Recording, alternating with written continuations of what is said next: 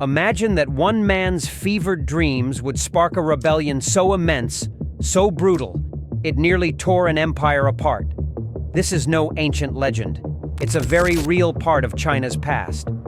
The Taiping Rebellion was one of the deadliest conflicts in human history, causing the deaths of millions and spreading famine and devastation across China. This is the forgotten story of the Taiping Rebellion, a war fueled by visions, ambition, and faith. Our story starts with Xiuquan, born in 1814, an ambitious young man from southeastern China. Like many, he dreamed of passing the imperial exams, which would open the doors to a prestigious government position. Hong was a brilliant student, but despite his talent, he failed the exams multiple times, a devastating blow that plunged him and his family into poverty due to financial problems. Hong didn't take failures pretty well and eventually drove himself into a deep depression. Then, when he had a fever, he experienced a vivid, almost otherworldly dream, a dream he would later see as a divine mission. What could possibly be in this dream that would set a man on a path to rebellion?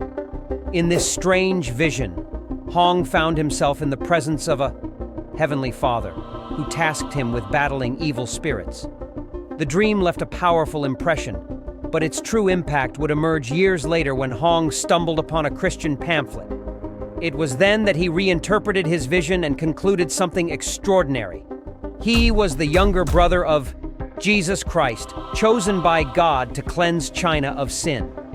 Empowered by this revelation, Hong began preaching passionately. His message was profound. He called for the destruction of Confucian and Buddhist symbols, enraging traditionalists but captivating others. Those frustrated by the oppressive Qing dynasty's rule found hope in his words. By 1844, Hong's movement was gaining traction. Alongside his ally Feng Yunshan, he founded the God Worshippers Society, a group that quickly swelled in numbers as peasants and outcasts joined, drawn to his anti-Qing agenda. What began as a religious movement grew into something much larger, a rebellion fueled by anger against the Qing. In 1851, Hong formally declared the Taiping Heavenly Kingdom, naming himself the Heavenly King. This wasn't just a religious movement anymore, it was a kingdom, one that would soon be backed by armies ready to fight. The Taiping forces did not wait to make their presence felt. In early 1851, they faced off against over 7,000 Qing troops and emerged victorious, a shocking win that galvanized their movement. By 1853, they had captured Nanjing, which Hong declared the capital of the Taiping Heavenly Kingdom. Hong's army was unlike any other.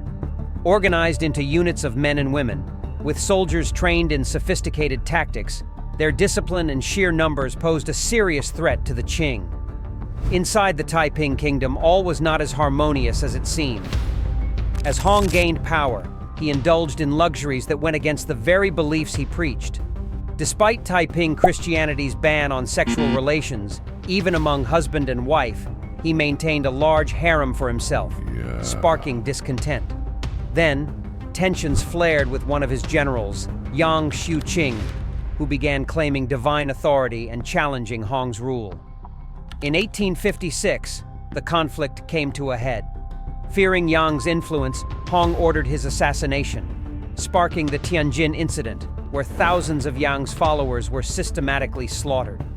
As the rebellion stretched on, the Taiping forces faced a series of devastating setbacks. The Qing, however, were in a good position, considering they were being reinforced by British and French forces. Food shortages ravaged the Taiping-held areas, leading to unspeakable horrors. In some cities, starvation drove civilians to cannibalism, with reports of human meat sold in markets. The toll was severe, not only on the Taiping forces, but on the countless civilians caught in the crossfire of a war that seemed endless. In 1864, after years of fighting, Hong's health began to fail. Hong had interpreted a biblical reference to manna, which typically is understood as bread, but had been translated in his Bible as herbs. Following this interpretation, he went into his yard to gather and consume wild plants, possibly believing they would have divine or healing properties. Unfortunately, among the plants he picked, there was one that was poisonous. After consuming it, Hong fell gravely ill and remained bedridden for about 20 days before passing away. There is some speculation that he might have taken his own life as his condition worsened, but this has never been confirmed. With his death, the rebellion quickly crumbled. The Qing seized Hong's body, decapitated and cremated it, scattering his ashes from a cannon to erase his legacy. But even as the Taiping forces disbanded, isolated groups continued fighting, unwilling to let go of Hong's vision. The Taiping rebellion's true cost is staggering. The death toll is estimated between 20 to 50 million people, a death toll that surpasses even World War I. The conflict left southern China's farmland devastated, setting off famines that lingered for years. Yet, the Taiping rebellion left more than destruction. It changed China, setting the stage for future uprisings and igniting ideological shifts that would continue to shape Chinese society.